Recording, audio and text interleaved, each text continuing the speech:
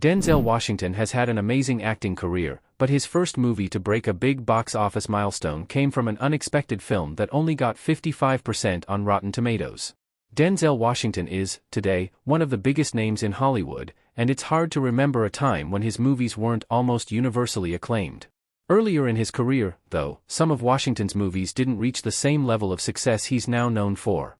He didn't reach a major box office record until 1993, and one of Washington's most average films accomplished it.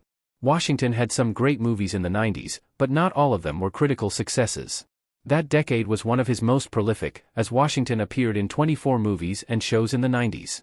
With such a huge number of projects in just 10 years, it was inevitable that some of them wouldn't be as well received as others. While some of Washington's movies weren't hits with critics, he did have some very financially successful movies, and one of them managed to be the first of his films to earn over $100,000 at the domestic box office.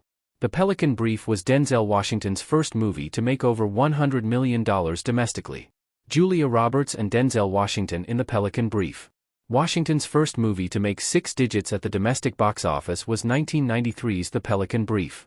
Washington played Gray Grantham, a journalist who helped Julia Roberts' Darby Shaw uncover the conspiracy behind the assassination of 2 Supreme Court justices.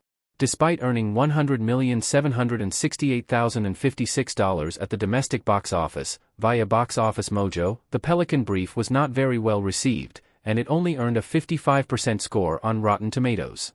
It's especially surprising that The Pelican Brief was the first to break that barrier, considering Washington had several movies that were much better received before 1993, like Glory, 95%, or Malcolm X, 88%.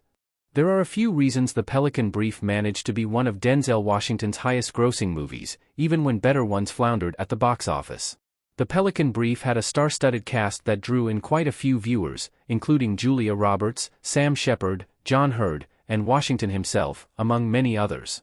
It was also based on a best-selling John Grisham novel, and the 90s were arguably the peak of the author's popularity. Grisham's novel sold incredibly well, and The Pelican Brief was among the first of many adaptations of his writing, with others like A Time to Kill also finding financial success.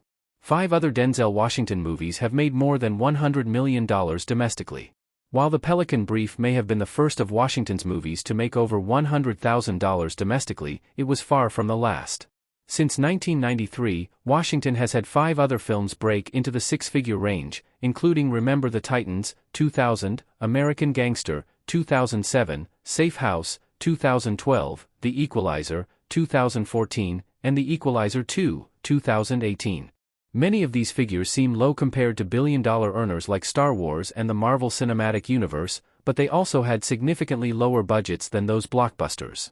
When the Hollywood calculus is complete, many of Washington's movies have proven to be huge financial successes.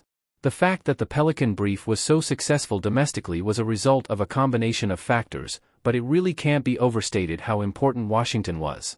He's been a massive star since the 1980s, and his name carries quite a bit of weight, especially in America.